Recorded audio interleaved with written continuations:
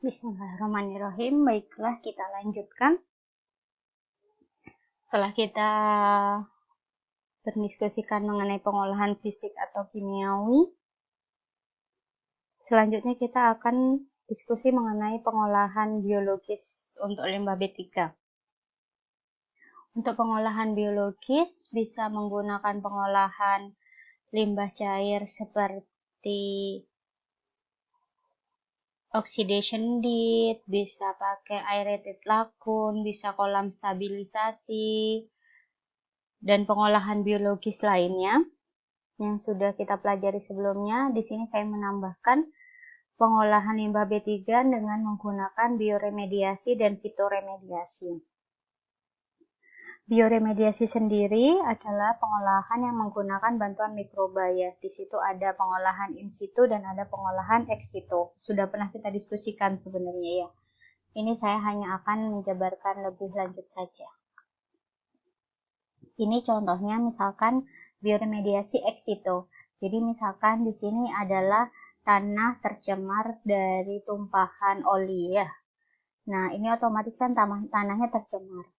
Nah, bioremediasi ex situ artinya tanah yang tercemar tadi kita keruk, kita gali, kita bawa ke dalam truk, terus dibawa ke dalam lab. Di dalam lab kita olah dengan menggunakan bantuan mikroba. Ini kan fertilisasi ya. Difertilisasi sampai akhirnya dia sudah siap untuk dikembalikan lagi ke tanah asalnya.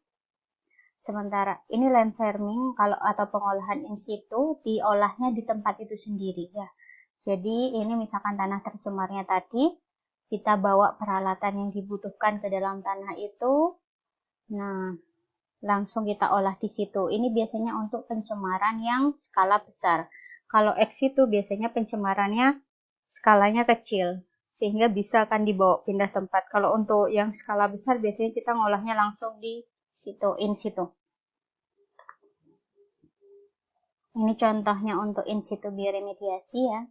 Ini misalkan yang tercemar, langsung kita kasih mikroba di sini agar nanti air yang ada di sini tidak ikut tercemar.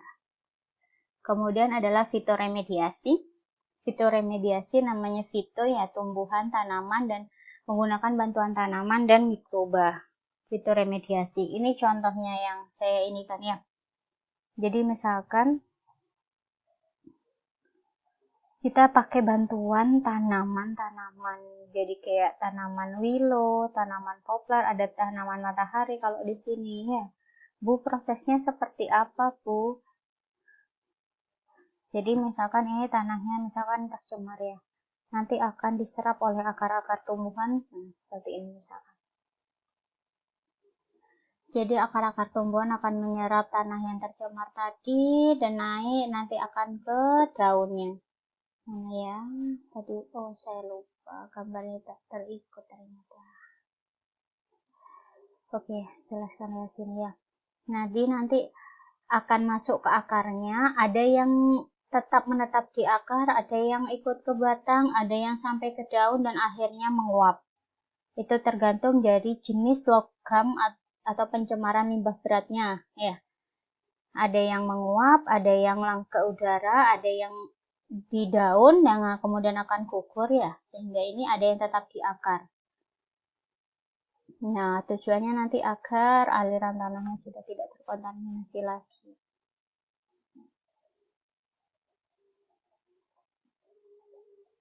Maaf ini kurang urut. Oke, berikutnya kita akan bicara pengolahan yang ketiga, yaitu menggunakan pengolahan termal. Pengolahan termal. Salah satu pengolahan termal yang akan kita bahas sebenarnya adalah insinerator. Pengolahan termal sendiri itu bisa menggunakan insinerator, insinerasi, bisa macam-macam ya, tapi di sini kita bahas mengenai insinerator. Faktor penentu pilihan insinerator adalah minimum suhu yang diperlukan adalah 1200, atau ada juga yang mengatakan jurnal lain adalah minimum suhu yang dibutuhkan adalah 1000 derajat Celcius, memusnahkan limbah semi padat Jadi kita mau memilih jenis insinerator yang mana, kita perlu tahu ya. Jadi residu dari bahan toksis harus minimal, pencampurannya dengan baik. Jadi kan karena insinerator prinsipnya adalah pembakaran, pasti ada residu berupa abu dan emisi gas ya. Dan residu berupa abunya itu seminimal mungkin. Pilihan insinerator yang seperti apa? Kelebihan dan keuntungan insinerator adalah mengurangi volume sampah ya. Kemudian memproduksi energi, karena nanti kalau misalkan nanti kita manfaatkan kan bisa menghasilkan biogas juga. Kemudian konsentrasi limbah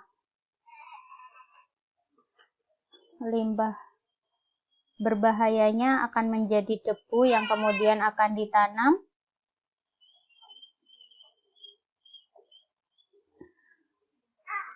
Kekurangannya adalah biasanya insinerator itu biayanya mahal ya, pasti itu. Oke, kekurangannya adalah pasti biayanya mahal, kemudian memproduksi limbah yang berbahaya, karena kita selalu ingat limbah B3 itu walaupun sudah diolah dari awal tetap namanya limbah B3 ya. Jadi hanya berubah bentuknya jadi abu, tapi abunya itu tetap abu B3. Kemudian menghasilkan emisi udara ya berupa CO2 dan emisi-emisi lain ya. Karena pada kenyataan di lapangan biasanya suhu pembakarannya tidak sesempurna itu, sehingga mesti menghasilkan emisi. Ini contohnya penggunaan insinerator. Ini misalkan limbahnya diletakkan di sini, lalu limbahnya diangkat, masukkan ke furnace, dibakar sampai menjadi abu. Furnace ini yang suhunya tinggi ya. Nah, kemudian masuk boiler, dihangatkan lagi, wet scrubber ya. Wet scrubber ini pengolahan gasnya ya. Kemudian pakai ESP, ini pengolahan gasnya agar gas. Jadi setelah dibakar, limbahnya itu debu abunya itu masuk ke bawah, sedangkan gasnya agar tidak menghasilkan emisi, dia diolah menggunakan wet scrubber sama ESP kalau yang di sini contohnya, sehingga udara yang di sini yang keluar ini sudah tidak mengandung emisi lagi ya harapannya. Nah, ini jadi bottom S-nya yang akan kemudian diangkut lagi ke landfill dan ditimbun lagi di landfill. Incinerator itu ada banyak jenisnya ya, ada 4 jenisnya, ada liquid injection, ada rotary kiln, ada fluidized bed, ada multiple head. Bedanya apa? Kalau yang liquid injection itu dia semuanya dengan high temperature ya, yang di sini tapi pressure air and steam ya. Jadi dia tekanan udaranya itu dia tinggi ya. Kalau yang rotary kiln itu dia rotary kiln ya. Rotary artinya kan perputaran ya. Dia prinsipnya lebih ke arah bentuk silinder prosesnya. Kalau fluidized bed itu dia kayak bentuknya pakai bed itu. Kalau multiple head ini system with which they through several grades to be burned in increasingly hotter combustion zone ya. Kemudian biasa digunakan kalau liquid itu di limbah yang mengandung polimer, PCB, solvent, pestisida, rotary kiln sama juga seperti liquid. Sedangkan untuk fluidized bed sama multiple head biasanya digunakan untuk pengolahan lumpur. Untuk membakar lumpur ya, slurry ya, atau sludge. Lumpur, solid, liquid, gas ini yang multiple head ya, yang paling banyak ya.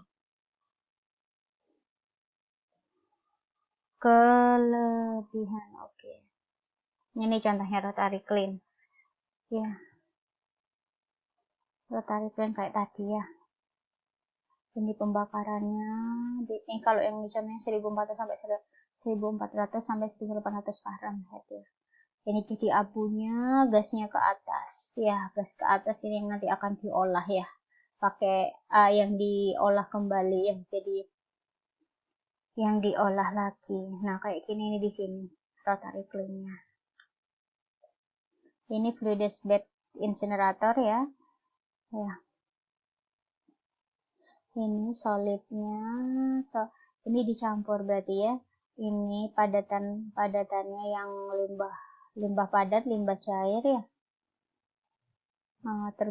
Dibakar di sini, kemudian abunya itu jatuh ke bed ya, ke material bednya di sini. Gasnya ke atas sini. Kelebihannya menggunakan ini adalah desainnya simple karena hanya seperti ini ya. Kemudian tahan lama, emisi udara yang dihasilkan jauh lebih kecil daripada insinerator yang lain. Kekurangannya adalah terletak pada bednya di sini. Dia mengalami cukup kesulitan untuk memindahkan residunya. Kemudian kapasitasnya kecil karena bentuknya yang seperti ini. Kemudian biaya operasionalnya tinggi. Karena kan residunya jatuh ke bed ya. Nah, cara pembersihan bednya yang agak susah. Ini yang multiple head. Multiple head kerjanya seperti ini ya. Nah, multiple rak-raknya seperti ini. Jadi air Bu, jadi limbahnya itu masuk kemana Bu?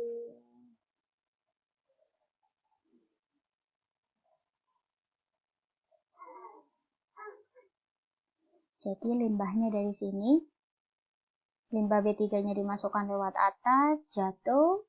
Ini bentuknya kayak tray-tray gitu ya. Oke, ini yang cooling air egg house-nya. Limbah masuk sini, jatuh ke sini, jatuh ke sini ya. Nah, masuk. Ini kan tipikal jadi dia memutar. Dia terus berputar ya. Limbah yang di sini diputar, masuk sini, masuk sini. Lah, begitu masuk sini dia dibakar, dibakar, dibakar, dibakar. Namanya multiple kan ya. Pembakarannya bertingkat. Sampai nanti akhirnya dia debunya di sini ya. Yang ini adalah kan setiap pembakaran ini pasti ada gas yang dihasilkan ya. Nah, gasnya ditangkap, dimasukkan siklon, di backhouse dulu pakai ventilation scrubber pengolahannya. Ini contohnya. Agar nanti tidak meninggalkan emisi ke lingkungan. Kelebihannya ini adalah material volatil lebih kecil kalau menggunakan multiple head ini. Kemudian dia mampu menguapkan air skala besar ya, karena cooling air exhaust-nya ini kan lebih besar ya. Kemudian bisa menggunakan berbagai jenis bahan bakar. Tapi kelemahannya apa? Biaya operasionalnya tinggi ya, tidak mampu menangani limbah yang ada abu. Jadi yang kalau misalkan limbahnya ada abu kayak batu besar itu kan pasti ada abunya ya, tidak bisa. Ini kurang mampu. Kemudian rentan terhadap suhu yang tidak stabil. Kemudian multiple head ini tidak bisa untuk limbah yang butuh suhu yang sangat tinggi. Ini contohnya yang di lapangan ya. Ini contoh abu hasil pembakarannya. Ini abunya seperti ini.